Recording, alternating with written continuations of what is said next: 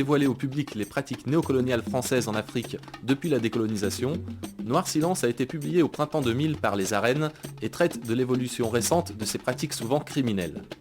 Un an après, Les Arènes ont publié Noir Procès, qui relate intégralement les débats du procès intenté par 3 dictateurs africains devant les tribunaux français à l'auteur de Noir Silence, François-Xavier Verschave, président de l'association Survie. Poursuivi pour offense à chef d'État étranger par Omar Bongo, Idriss Déby et Denis Sassou Nguesso, respectivement présidents du Gabon, du Tchad et du Congo-Brazzaville, François-Xavier Verschave a gagné son procès. C'était la première fois qu'une personne accusée d'offense à chef d'État était relaxée. Après des centaines de procès, le délit existe depuis 1881, dont les plus nombreux furent ceux intentés par le général de Gaulle à divers journalistes. Entre autres plaignants, Mussolini, Hitler, Duvalier, Pinochet. On revient ici sur le livre Noir Silence avec son auteur, François-Xavier Verschave, rencontré en avril 2000.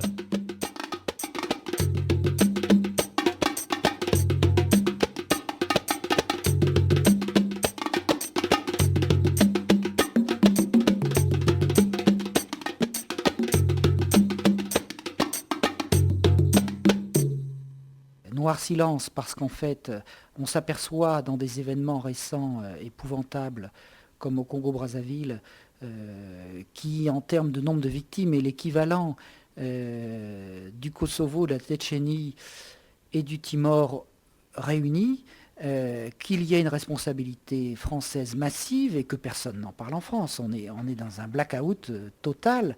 En Guinée-Bissau, la France a aidé à la destruction de la capitale. En Sierra Leone, les réseaux france-africains ont aidé les rebelles qui pratiquaient la loterie et l'amputation. On a un certain nombre de phénomènes de ce type qui ont continué dans les 2 dernières années dans l'occultation la plus totale. Donc il y a d'un côté cette actualité de la France-Afrique que je dresse dans une vingtaine de pays. Il y a le fonctionnement actuel des réseaux qui mutent, que ce soit les réseaux politiques, Pasqua, Chirac, les réseaux de la gauche, ou l'attitude, le comportement d'Elf qui est absorbé par Total, de Bolloré ou de quelques autres, ou certains autres réseaux moins connus, les services secrets. Et puis surtout, il y a à la fin toute une partie sur les résistances en Afrique, en Europe et en France, à la France-Afrique. Alors, je crois qu'il va falloir qu'on parle un petit peu de la France-Afrique. Est-ce que vous pouvez nous exposer ce qu'il y a derrière ce concept, en fait ? La France-Afrique, c'est comme la face immergée d'un iceberg.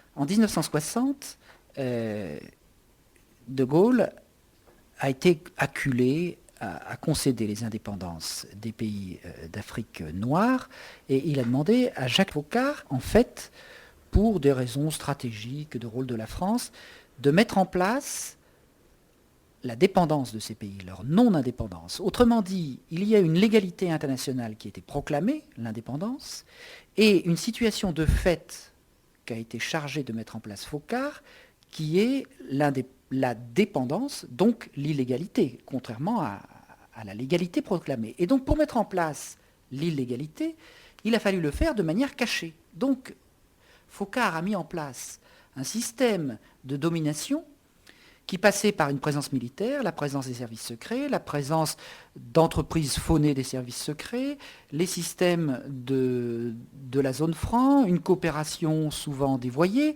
une fraude électorale. Donc tout un mécanisme de dépendance qui était la réalité dominante, comme les 90% de la face immergée de l'iceberg par rapport à ce qu'on voit, qui est tout blanc, qui est tout propre, qui est la relation diplomatique. La réalité, c'est une relation occulte, qu'elle soit financière, barbouzarde, militaire, monétaire, politique, etc. Alors, ce système qui a été mis en place, c'est ça que j'appelle la France-Afrique, ça a été mis en place avec la complicité d'un certain nombre de dirigeants africains qui ont été installés au pouvoir par la France, par la force ou par la fraude électorale, et avec comme récompense de s'en mettre plein les poches et de se bâtir des fortunes considérables. C'est un peu comme au temps de l'esclavage. L'esclavage s'est fait avec la complicité d'un certain nombre de potentats locaux.